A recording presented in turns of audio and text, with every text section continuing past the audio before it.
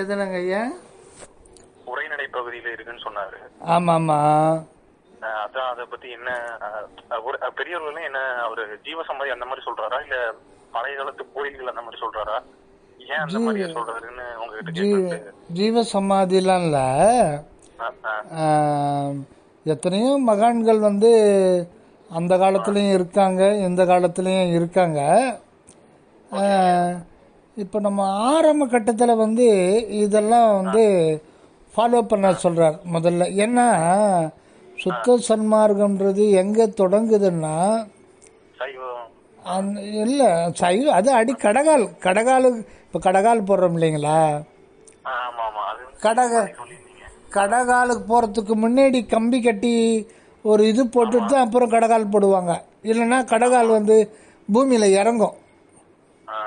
அந்த மாதிரி தான் அந்த புலால் மறுத்தல், கொலை தவிர்த்தல், புலால் மறுத்தல்னால் வந்து கடகாலுக்கும் அது பேஸ்மெண்ட்டு தான். அதில் எந்த அது இல்லைன்னா இங்கே கொலைபிளை தவிர்க்கலாம் இங்கே வேலை கிடையாது. அது வந்து எல்கேஜிக்கு முன்னாடி ப்ரீகேஜி அப்படின்னு வச்சுக்கோங்க.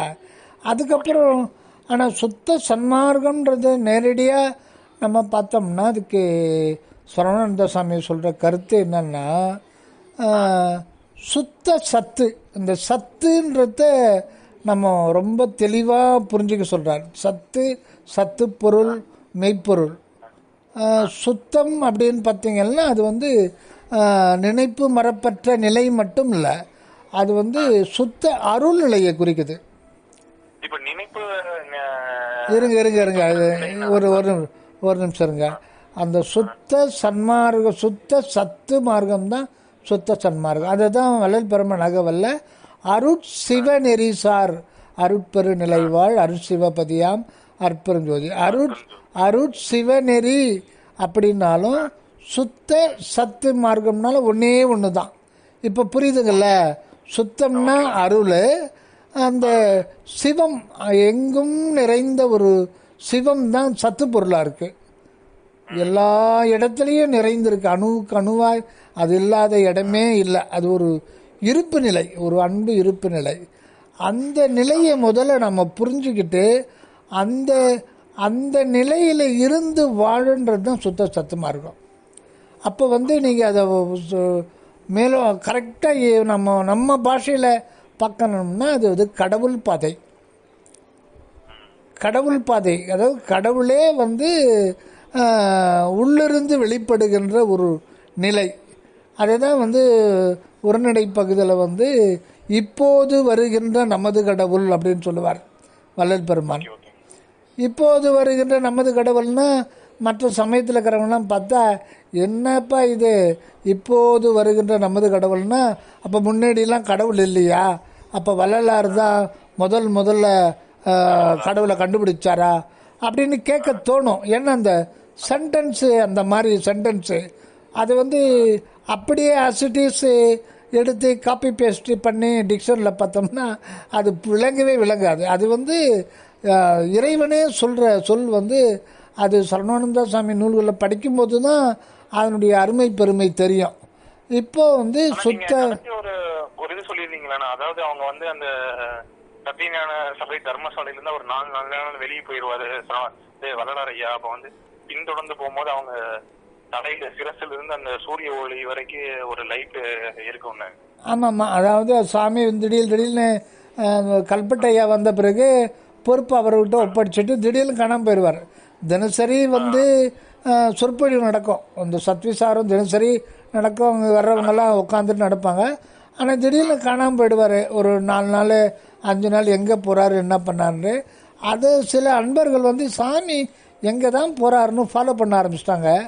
அப்புறம் அப்போ பார்த்தா ஒரு இடத்துல, ஒரு காட்டுக்குள்ளே தண்ணி பண்ண இடத்துல, நல்ல வெயில் நேரத்தில் மரங்கள் இருக்கிற ஒரு இடத்துல தான் அவர் அந்த ஒரு இதில் இருக்கார். அந்த அவர் அந்த நிலையில் நம்ம சொல்ல முடியாது, அருள் நிலையில் இருக்கார். அப்போ அவங்களுக்கு அந்த நிலையை வந்து மற்றவங்களுக்கு இறைவனே காமிக்கிறார். அந்த ஒரு இது வந்து அந்த அன்பர்களுக்கு காமிச்சு கொடுக்குறாரு. இப்போ அது ரெக்கார்ட் ஆகிடுது இல்லைங்களா? இது மாதிரி ஒரு பார்த்தாங்கன்னு ஒரு ரெக்கார்ட் ஆகிடுது. நம்மளாம் அவங்க பார்த்ததை ரெக்கார்ட் பண்ணதுனால நாம் அறிய முடியுது. அவர் உச்சந்தல் சாமியோட உச்சந்தலையிலிருந்து அது சூரியன் வரையில் அது ஒரு பெரிய ஜோதி ஸ்தம்பம் கனெக்ட் ஆகுமா. சும்மா ஒரு 2 செகண்ட் பார்த்து அது மறைஞ்சிடுது. இவங்கெல்லாம் வந்து ரொம்ப ஆச்சரியப்பட்டு வாயடைச்சு போயிட்டாங்க. அப்புறம் சைலண்ட்டாக வந்துட்டாங்க அந்த மாதிரி.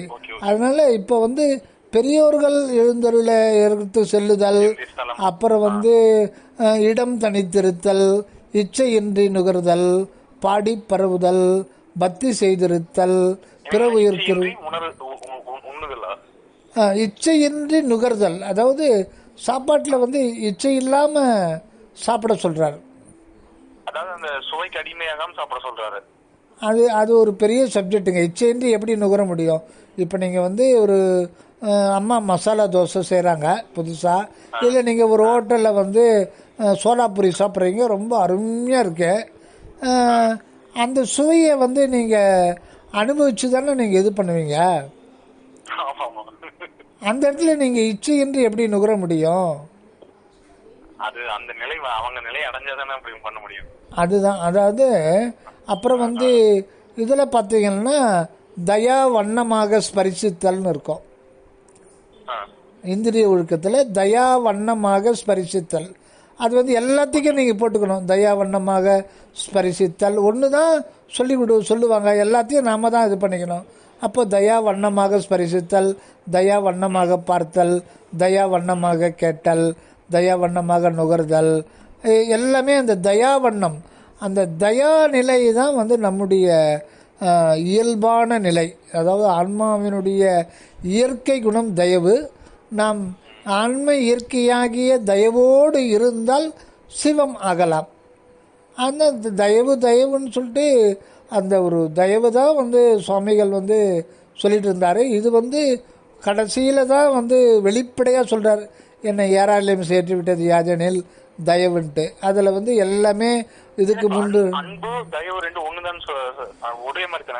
இல்லை. தயவு நிலையே வந்து ஒரு மனிதனுடைய அருவுருவ உணர்வுல ஏற்படுகின்ற அனுபவம் தான் தயவு அனுபவம். இப்போ நம்ம வந்து உண்மையில் அருவுருவ நிலையில் தான் இருக்கோம். நம்ம அருவுருவ நிலையில்தான் நம்ம இருக்கோம். அதுதான் நம்ம புரிஞ்சிக்காத ஒரு. இப்போ உருவம்னா கண்ணால் பார்க்கறது இல்லைங்களா, கண்ணால் பார்க்கறது. அருவம்னா கண்ணால் பார்க்க முடியாது. இப்போ அருவ நிலை வந்து கடவுளுடைய இயல்பான நிலை, அருவ நிலை. அவர் எங்கும் அருவ நிலையில் தான் வியாபித்திருக்கார் சத்து பொருள். ஆனால் அருவ நிலையில் இருக்கிற ஆண்டவருக்கு அனுபவம் கிடையாது. அதாவது அருள் வந்து நிறைவா இருக்கு. அவர் இயற்கை உண்மை, இயற்கை விளக்கம், இயற்கை நிறைவா தான் இருக்கு. ஆனா அது அனுபவத்துக்கு வரணும்னா அவரே ஒரு ஜீவனா வரணும்.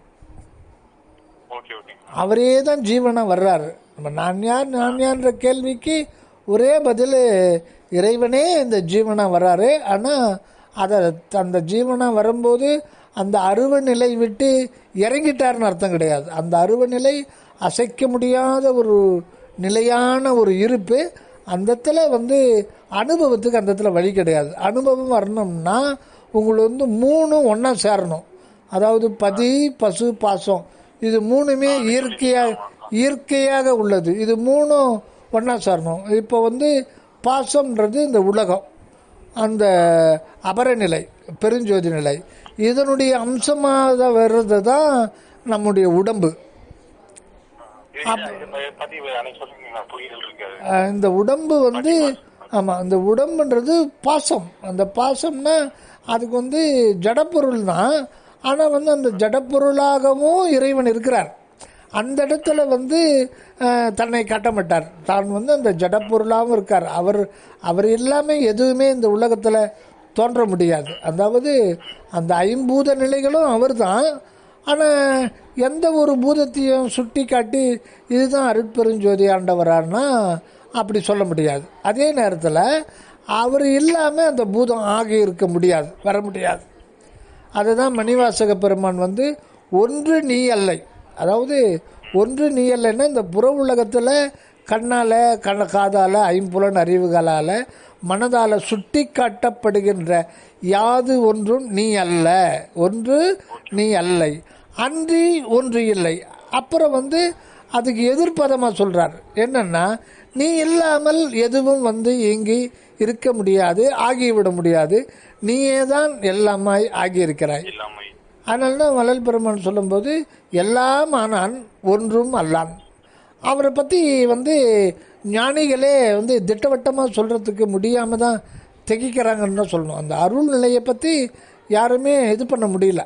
அந்த மாதிரி ஒரு அந்த அருள் நிலை அந்த மாதிரி நமக்கு அந்த இது அந்த நிலை இருந்துகிட்டே இருக்கு இல்லைங்களா, துடிப்பு.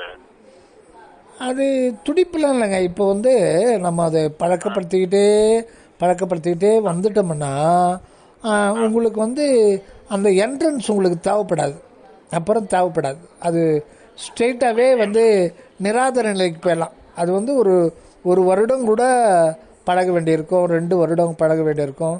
முயற்சி இருந்தால் 6 மாதத்தில் சரியாயிடும், ஒரே மாதத்தில் வந்துடும். அது அவங்களுடைய அதிதீவிர பக்குவ நிலை, உருக்கம், அந்த உயிர் இறக்கம். கான்சென்ட்ரேஷன் தேவை. நிராதார நிலைன்னா இரும்பு தேவையில்லைட்டா. நீங்க சொல்ற மாதிரி அந்த அருட்பெருஞ்சோதியானவன்னு சொன்னாலே இது வரும். வள்ளலார்னு சொன்னாலே வந்துடும். அது எதுங்க புரியல? இப்போ நீங்க புருவ மத்தினா உங்க கவனத்தை கொண்டே அந்த இடத்துல நம்ம செலுத்தணும். ஆமா ஆமா ஆமா. ஆனா நிராதார நிலைங்கிறது வந்து பாத்தீங்கன்னா நீங்க கண்ணை மூடி நார்மலா அமைதியா உட்காந்து அந்த நீங்க வந்து அருட்பெருஞ்சோதியானவர் இல்ல வள்ளலார்னு இல்லையே அந்த பேரை சொன்னீங்கனாலே உங்களுக்கு அந்த நிராதார நிலைய அந்த இது வந்து உங்களுக்கு வந்துடும் நான் சொல்றேன். ஆமா ஆமா ஆமா, கரெக்ட். இப்போ ராமகிருஷ்ண பரமஹம்சருக்கு சீடர்கள் இருப்பாங்க. திடீர்னு ஒருத்தர் நாராயணான்னு சொன்னா போதும் அவர் சமாதி போயிடுவார். அந்த பேரை கேட்டாலே, இறைவனுடைய திருநாமத்தை கேட்டாலே சமாதி. ஆமா ஆமா ஆமா. அந்த ஒரு குறிப்பிட்ட காலம் வரையில்னா வந்து புருவமத்தி. அது சுவாமிகள் தெளிவாக சொல்வார். புருவமத்தின்றது இந்த 6வது ஆதார நிலை, ஆக்கினை. ஆக்கினையில் ஏன் பழகணும்னா அந்த இடத்துல தான் இந்த மனது ஒருமைப்படும், வேற வழியே கிடையாது. இதய ஸ்தானத்தில் அது அலை மனமாக இருக்கும். அது வந்து கலை மனமாக மாற்றணும். கலைன்னா அருட்கலை. புருவ கலை நடுவே விளங்குகின்ற கற்பூர விளக்கே அப்படின்னு சொல்றாரு. ஒரு உதாரணத்துக்காக அந்த அருட்கலை, அதுக்கு வந்து அருட்கலை பயிலணும்னா அதுக்கு வந்து நிராதார நிலையுமே ஏற்படும் போது நமக்கு அந்த புருவ மத்திய தேவை, அதுக்கான இது பண்ண வேண்டாங்கிறீங்களா? அப்ப நீங்க இல்ல அதுவாவே தேவைப்படாம போயிடும். அதுவாவே உங்களுக்கு வந்து என்ட்ரன்ஸ் நீங்க ரெண்டுமே வருது. அது வரும். அது குறிப்பிட்ட காலம் வரும். அது வந்து ஒரு குறிப்பிட்ட காலம் கழிச்சு நமக்கு புருவ மத்திய பயிற்சி தேவைப்படாம போயிடும். ஆமா ஆமா. அதுவும் ஆட்டோமேட்டிக்காவே வந்துருது. இப்போ சாமி பத்தின புக்ஸ், ஆடியோஸ், ஏதோ ஒரு கோயிலுக்கு நான் காலை உள்ள வச்சு நம்ம போக முடியும். அந்த நெட் அந்த புருவ மத்தியில அந்த அது என்னன்னா ஆகினை. அப்படிங்களா? சரிங்க. சூப்பர். வந்துட்டே இருக்கு எப்பவுமே. சூப்பர். நிராதாரங்கிறது வந்து கண்ண மூடி ஒரு தடவை சொன்னாலே வந்துடும். நேத்து நைட் 1 மணி நேரம் அப்படிதான் இருந்தது எனக்கு. சூப்பர். அது எனக்கு எப்போ அது பழக்கத்திலே வந்துட்டு இருக்கு தொடர்ந்து. அப்படிங்களா? Very good. சரிங்க. அருமை. அது அந்த 7வது நிராதார நிலைதான் நம்மளுடைய உண்மையாவே இருக்கிற இடம் அந்த இடத்துல தான் இருக்கும். அதாவது வள்ளல் பெருமான் ஒரு குறிப்பு கொடுக்குறாரு. அதாவது கரெக்டா என்னோட அந்த உணர்வுகளை கரெக்டா சொன்னீங்க. அதாவது நிராதார நிலைங்கிறது வந்து பாத்தீங்கன்னா சென்டர்ல ஒரு ஃபீல், அதுல இருந்துதான் விரிவடைஞ்சு ஒரு தலை ஃபுல்லா. அது ஆமா. தலைக்கு நடுவுல ஒரு சென்டர்ல இருந்துதான் அந்த ஒரு அந்த உணர்வு அந்த இது தொடங்க ஆரம்பிக்கும். அந்த பேரானந்தம் மாதிரி ஒரு இது தலையை பூரா ஆட்கொள்ள அப்படியே எல்லா சைடும். ஆமா. அதாவது பெருமானார் ஒரு இதுல குறிப்பு என்ன கொடுக்குறாருன்னா, ஜீவன் ஆன்மான்றது தனித்தனியெல்லாம் பிரிக்க முடியாது. அது 2 சேர்ந்து தான் அருவுருவ நிலை. இப்போ வந்து அந்த ஜீவன் ஆன்மான்றது ஒரு நாணயத்துக்கு 2 பக்கம் மாதிரி. ஒரு நாணயத்துக்கு எப்படி 2 பக்கம் இயல்பா இருக்குதோ அதே மாதிரி அந்த அருவுருவ உணர்வு. இன்னொரு சந்தேகம் இருக்குன்னா, இப்போ இந்த மூலாதார சுவாதிஷ்டான ஒவ்வொரு சக்கரங்கள் வழியா அந்த சக்தி மேல வருது இல்லைங்களாண்ணா? இல்லை அதெல்லாம் யோகம் இதெல்லாம் வேண்டான்ட்டார் சாமி. அதெல்லாம் வேண்டாம். சரி, ஓகேங்கண்ணா, ஓகேங்கண்ணா. சரணன் சாமிகிட்ட நான் கேட்டேன். அதெல்லாம் வந்து கோடி அருள் நிலைக்கு கோடி பங்கு கீழே இருக்கு. அது நம்ம கீழே ஆதாரத்திலேருந்து சக்தி நமக்கு தேவையில்லைன்ட்டார். அதெல்லாம் பழைய மார்க்கம். அதெல்லாம் பழைய மார்க்கம். இப்போதைக்கு அதெல்லாம் தேவையில்லை. அந்த மார்க்கத்தில் வந்து உங்களுக்கு உலக வாழ்வு தடைபட்டுடும். நீங்கள் கரெக்டாக அதை பண்ணுறீங்க அப்படின்னா அது ஒரு சக்ஸஸ் ஆகுதுன்னா அந்த குண்டலினி சக்தி மேலே எழும்பி சகசிராகாரத்தில் போகிற ஒரு அடைப்பு ஏற்பட்டுரும். உங்களுக்கு சமாதி கூட்டிடும். நீங்கள் வந்து அப்படியே சமாதியில் மண்ணில் புதை உண்டு இருக்க வேண்டியது தான். யாருக்கு என்ன லாபம்? யாருக்கான எதனா லாபம் இருக்கா? சமாதி கூறதுனால உங்களால் நீங்கள் வந்து சுயநலம் தான் சொல்லணும். அது வந்து உயிர் பணி செய்யும். வள்ளலார் வந்து எல்லாருக்குள்ளயும் இருக்காருன்னு சொல்ற வார்த்தைக்கு அர்த்தம் வந்து அவர் காரண சரீரத்துல இருந்து எல்லாத்தோட எண்ணமா தான் எல்லாத்துக்குள்ளயும் இருக்காருங்கிற அர்த்தமா? அது எப்படிங்க? புரியல. வள்ளலார் வந்து அனைவருக்குள்ளயும் இருக்காருன்னு சொல்றாங்கல்ல. ஆமா. அப்ப காரண சரீரத்துல வந்து எண்ணமா தானே இருக்கும். அந்த காரண சரீரங்கிறது ஒரு எண்ணம் தானே. எண்ணமா? ஸ்தூல உடல், சூட்சும உடல், காரண உடல்னு சொல்றாங்களே. காரண உடல்ன்றது தான் ஆன்மா. அந்த ஆன்மாவும் உள்ளொலியும் சேர்ந்தது தான் காரண உடல். ஆனால் நம்ம அதுக்கு இருக்கிறது நமக்கு தெரியவே தெரியாது. அதை பற்றி நமக்கு தெரியவே தெரியாது. நம்ம தன்னால பார்க்க முடியாது. ஆமாம். அதுதான் மூலம். அதுதான் வந்து உங்களுக்கு வந்து மெயின் சுவிட்சு. அங்கிருந்து தான் எல்லா விதமான உடலுக்கு தேவையான சக்தி, மனோ சிந்தனை, உடல் உறுப்பு இயங்குது தேவையானது புறத்திலிருந்தும் கிடைக்கும், அது உள்ளிருந்தும் அது வரும். அது வந்து அந்த மாதிரி ஒரு இது. ஆனால் நம்ம வந்து இறைவன் வந்து அந்த அருவ நிலையில் அது அருளாக இருக்கார். அந்த பெருஞ்சோதி நிலையில் இந்த பிரபஞ்சமே உருவமாக இருக்கார்.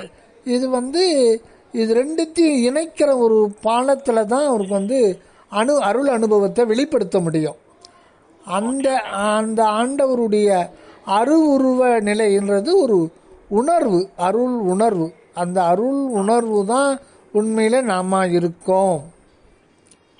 அது வந்து இந்த உண்மையெல்லாம் கூட வந்து சரவணானந்த சாமி அதாவது வள்ளல் பெருமானே சொல்லியிருக்காரு. அதாவது சுத்த சன்மார்க்கத்தை பற்றி வந்து இந்த தெரிஞ்சுக்கணும்னா திருமந்திரத்தையும் திருவாசகத்தையும் ஊன்றி கவனித்தால் தெரிந்து கொள்ளலாம் அப்படின்றார். அதாவது சுத்த சன்மார்க்கத்தை பற்றி தெரிஞ்சுக்கணும் அப்படின்னா திருமந்திரத்தையும் திருவாசகத்தையும் ஊன்றி பார்த்தால் தெரியும் அப்படின்றார்.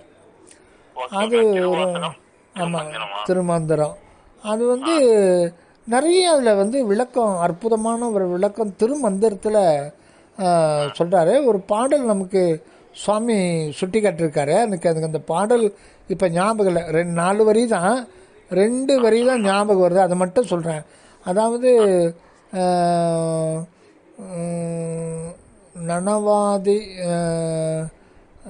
நனவாதி பற்றில் அப்படின்னு வரும். அதாவது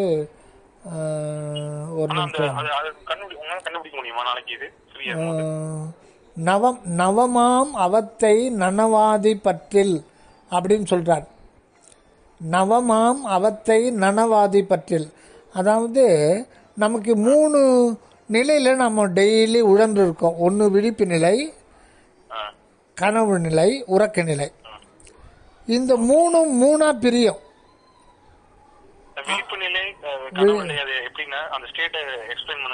இல்லை, அதாவது விழிப்பு நிலை அது 3 பிரியும், கனவு நிலை அது 3 பிரியும், சுழித்து நிலை அது 3 பிரியும். அதாவது விழிப்பு நிலையில் சாக்கிரத்தில் சாக்கிரம், சாக்கிரத்தில் சொப்பனம், சாக்கிரத்தில் சுழித்து. கனவுல வந்து சொப்பனத்தில் சாக்கிரம், சொப்பனத்தில் சுழித்து, சொப்பனத்தில் சொப்பனம். இத பத்தி கேட்கறேன் நான் கூப்பிட்டேன். எனக்கு இந்த ஃபர்ஸ்ட் இருக்கிற 3 டைப் பத்தி எனக்கு ஆடியோல ஒன்னு சொல்லிருந்தீங்க.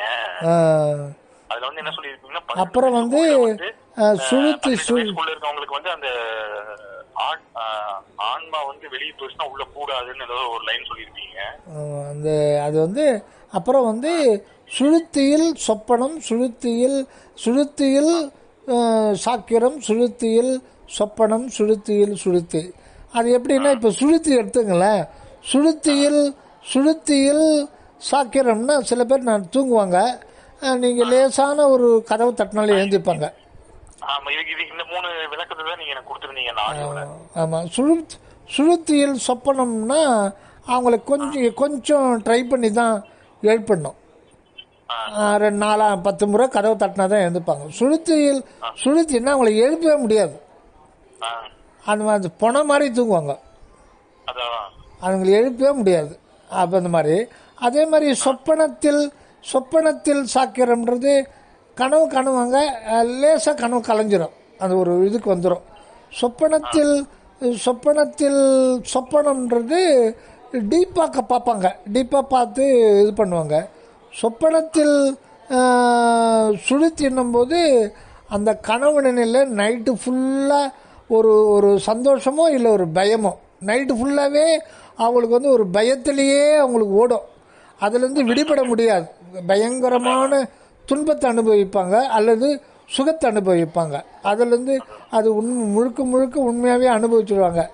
அந்த மாதிரி இப்போ சாக்கிரம்ன்றது சாக்கிரம்ன்றது சில பேர் பயங்கர விழிப்புணர்வோடு இருப்பாங்க. சாதாரண ஸ்டூடெண்ட்ஸு பசங்களே நல்ல விழிப்புணர்வோடு இருப்பாங்க. சாக்கிரத்தில் சொப்பனம்ன்றது கொஞ்சம் விழிப்புணர்வு கம்மியாக இருப்பாங்க, நம்ம சொல்கிறது அந்த அளவுக்கு புரியாது. சாக்கிரத்தில் சுழித்திடும் போது சில பேருக்கு என்னடா உனக்கு புரியவே வைக்க முடியலடா அப்படின்னு சொல்லுவாங்க. அந்த மாதிரி அந்த நவமாம் அவத்தை நனவாதி பற்றில் இதுதான் நமக்கு பவமாம் பிறப்புன்றார். இந்த 9 நிலைகளும் நீ தாண்டி போனோம். இந்த 9 நிலைகள் தான் நம்மளை வந்து பிறப்பு இறப்பில் வந்து அழுத்தி விடுறது. இதெல்லாம் தாண்டி போனோம். அப்புறம் வந்து அப்புறம் அது சரியான ஞாபகம் இல்லை சத்திய. அப்போ நம்ம தாண்டி போனால் அங்கே என்ன இருக்குன்னா சத்திய ஞான பொதுவில் துவம் ஆர் துரியம் சொரூபமதாமே. சத்திய ஞான பொதுன்னா சத்திய ஞான சபை. சத்திய ஞான சபைன்ற வார்த்தை வந்து எங்கேயுமே பார்க்க முடியாது, ஆனால் திருமூலர் சொல்லியிருக்கார் சத்திய ஞான பொதுன்னா சபை. சத்திய ஞான சபைன்னு வந்துடுது இல்லைங்களா, யாரும் சொல்லலையே, ஆனால் திருமூலர் சொல்லியிருக்காரு. அப்போவே வந்து சில உண்மைகளை வந்து ஆண்டவர் வெளிப்படுத்தியிருக்கார். சத்திய ஞான பொதுவில் அந்த எங்கே இருக்குன்னா அதுதான் தலைக்கு நடுவில் நிராதார நிலையில் அந்த 9 அவத்தைகளும் அதுக்கு மேலே பல இதெல்லாம் இருக்குது. அதெல்லாம் கடந்து போகும்போது துவம்னா நீன்னு அர்த்தம் தமிழில். துவம் தத்துவம் மசி, அது நீயா இருக்கிறாய். துவம் அப்படின்னா நீ.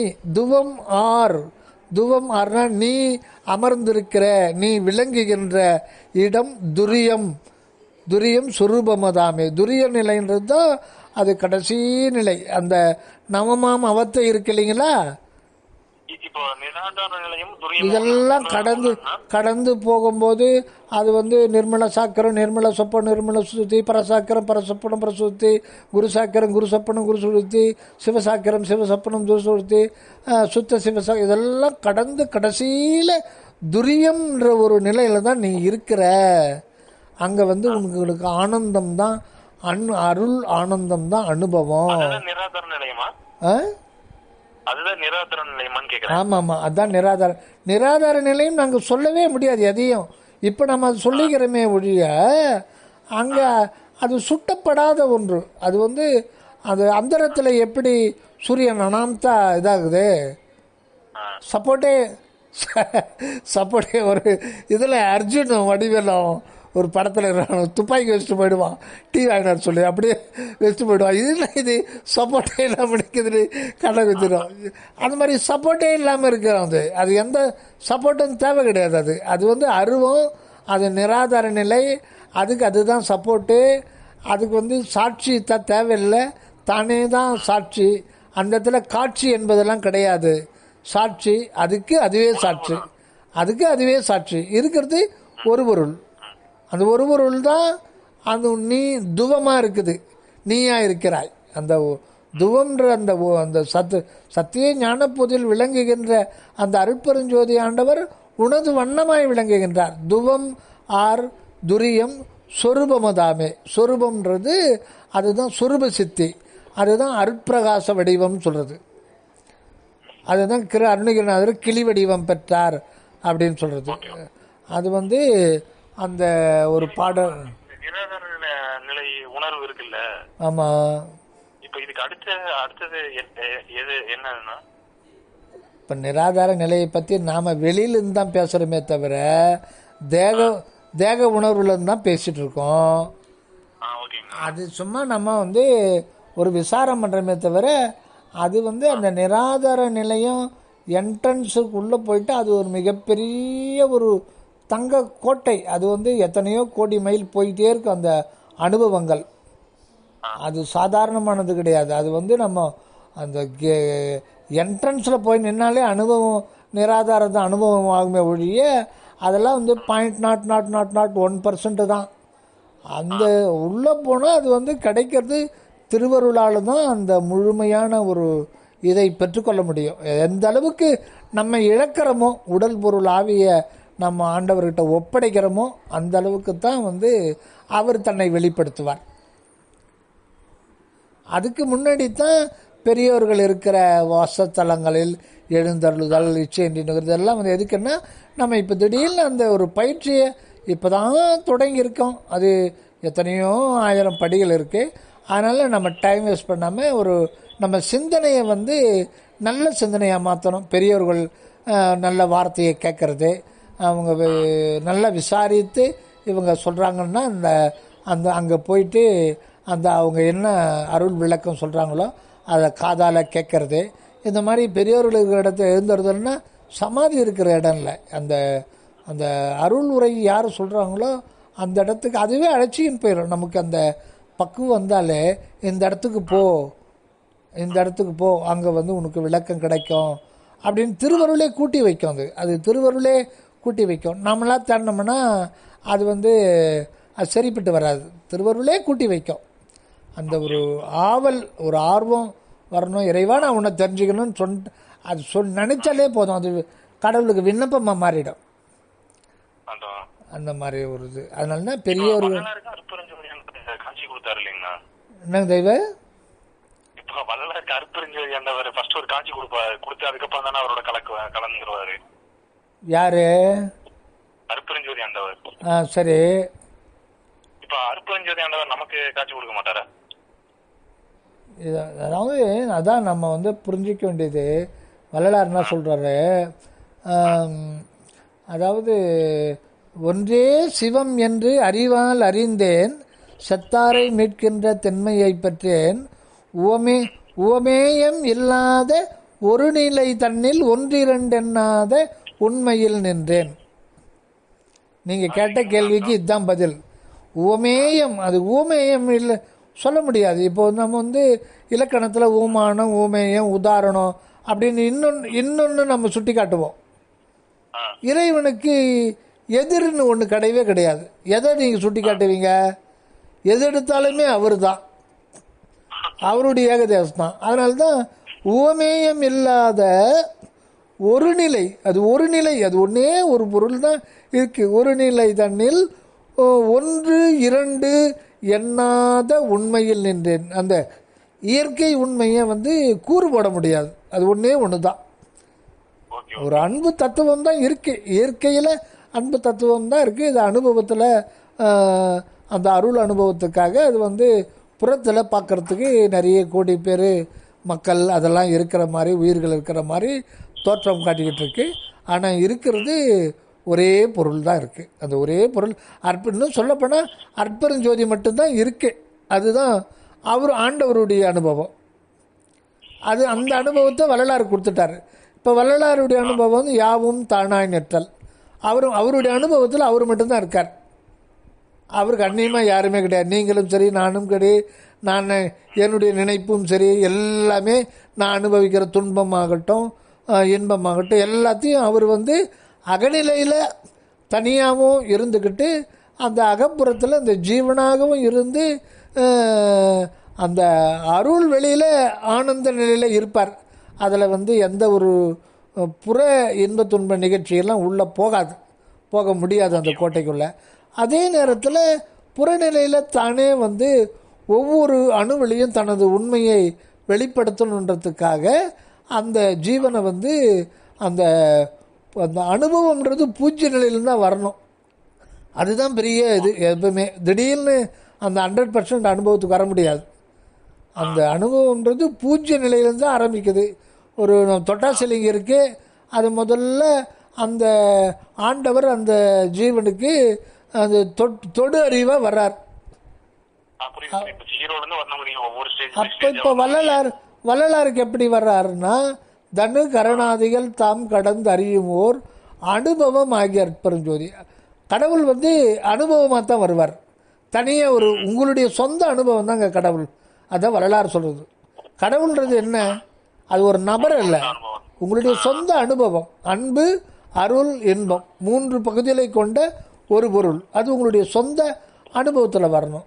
அதுதான் அருவுருவ உணர்வு நிலையில் வரும். அதுதான் அருட்பிரகாச வடிவம்ன்றது. அந்த அருட்பிரகாச வடிவம் தான். ஆமாம், அன்பு, அருள், இன்பம். அதுதான் சத்து, சித்து, ஆனந்தம், சி, வா, எம் எல்லாமே அதுதான். ஒவ்வொருத்தவங்களுக்கும் சொந்த அனுபவத்துல வர்றது அந்த அருட்பெருஞ்சோதி, அந்த கடவுள். ஆமா, கடவுள் ஒரு மகான் கிட்ட கேட்குறாரு ஒரு சீடர், சாமி எனக்கு ஒரு சந்தேகன்றார். என்ன சொல்லு அப்படின்றாரு. கடவுள்னா என்ன, கடவுள்னா யாருன்னு கேட்கல அவரு, கடவுள்னா என்னன்னு கேட்குறாரு. எல்லாரும் ஒரு மாதிரி கேட்பாங்க. இவர் அவர் நைட்டில் உட்காந்து யோசனை பண்ணுவார் போலக்குது. கடவுள்னா என்னன்ட்டு ஒரே ஒரு வார்த்தை, கடவுள்ன்றது உன்னுடைய சொந்த அனுபவம், முடிவான அனுபவம், உன்னுடைய சொந்த அனுபவம், முடிவான அனுபவம், அருள் அனுபவம். அந்த அனுபவம் தான் கடவுள். அதனால தான் அனுபவமாகி அற்பெரும் ஜோதி என்றார். அது ஒரு காட்சியோ ஒரு இண்டிவிஜுவல் ஒரு பொருளோ கிடையாது, ஒவ்வொருத்தவங்களுடைய ஓன் எக்ஸ்பீரியன்ஸ். என்ன தெய்வ?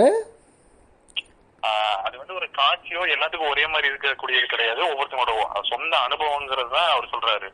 ஆமா, இப்போ ஒரு எறும்பு இப்போ கண்ணுக்கு முன்னாடி அங்க போயின்னு இருக்கு. அது எதை நோக்கி இப்போ ஆண்டவர் செலுத்திக்கிட்டு இருக்காருன்னா, அருள் அனுபவத்தை நோக்கி தான் செலுத்திக்கிட்டு இருக்காரு.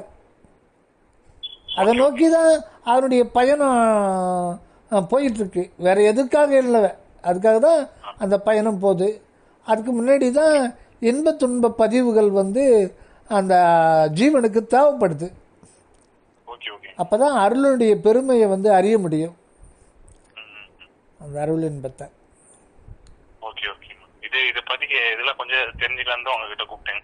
சரிங்க தேவ், சரிங்க தேவ், சரிங்க தேவ், சரிங்க சரிங்க. நன்றி நன்றி நன்றி. Okay okay okay okay okay. தயவு தயவு தயவு தயவு. ஆமா, அவர்தான் வாய்ஸ் மெசேஜ் தேவையில்லாம ஏதோ ஒன்று போட்டுக்கிட்டே இருக்காருங்க.